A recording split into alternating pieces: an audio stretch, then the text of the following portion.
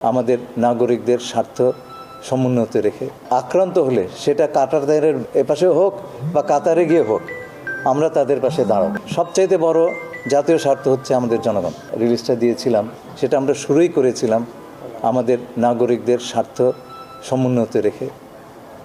আমাদের নাগরিকরা তারা আক্রান্ত হলে সেটা কাতারের ব্যারের পাশে হলে এপাশে হোক বা কাতারে গিয়ে হোক, আমরা তাদের পাশে দাঁড়াবো। আমাদের সবচাইতে বড় জাতীয় স্বার্থ হচ্ছে আমাদের জনগণ। বিকাশ পেমেন্টে 10,000 টাকার বেশি অফার, শপিং চলছে তো। যে এই সংঘাতে আর কোনো বাংলাদেশের প্রাণহানি ঘটবে না কিংবা আর কেউ আহত হবেন না, কিন্তু সেরকম অবস্থা হলে আমাদের যা যা কর্তব্য তা সকলে আমরা পালন করব।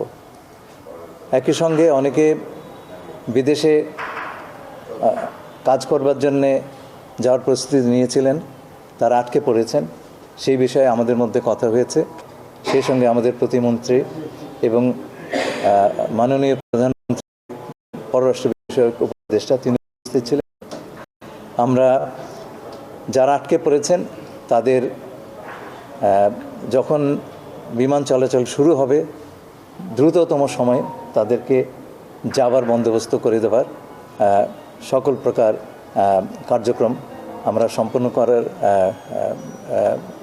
ব্যবস্থা নিয়েছি এবং আশা করি আমরা দ্রুততার সঙ্গে এবং মসৃণভাবে এই কাজটি করতে পারব।